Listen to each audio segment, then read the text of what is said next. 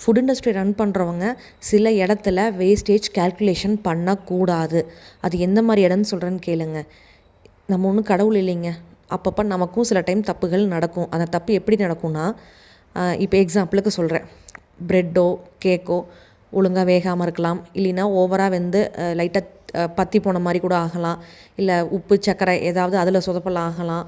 இப்போ ஒரு ஹோட்டலாக இருந்துச்சு அப்படின்னா பாத்திரத்தில் அடி பிடிச்ச டேஸ்ட் மாறிருக்கலாம். இந்த மாதிரி பல தப்புகள் நடக்கும். அந்த டைமில் நீங்கள் அந்த ப்ராடக்ட் வந்து வேஸ்ட்டாக போகுதுன்னு சொல்லிட்டு உடனே எடுத்து அது கடையில் வந்து காசு போட்டு வாங்குகிற கஸ்டமர் தலையில் அதை கட்டக்கூடாது. நம்ம என்ன பண்ணணும்னா தூக்கி டஸ்ட்பினில் தான் அதை டிஸ்போஸ் பண்ணணும். ஆனால் நிறையா பக்கம் என்ன பண்ணுறாங்க, அந்த ஐயோ அது மாதிரி இவ்வளோ பொருள் நம்ம இவ்வளோ காஸ்ட்லியாக போட்டில் வாங்கி செஞ்சுருக்கிறோம், அது வீணாக போயிடும்னு சொல்லிட்டு அதை கஸ்டமர்கிட்ட கொடுப்பாங்க.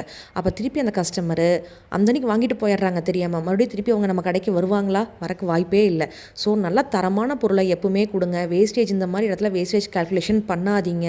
அப்போ அந்த ஒரு கஸ்டமர் ஒழுங்காக கொடுத்தீங்கன்னா அவங்க 40 பேர்த்த கூட்டிகிட்டு வருவாங்க. ஸோ இந்த மாதிரி இதுக்கு நம்ம பேஜை ஃபாலோ பண்ணிக்கோங்க.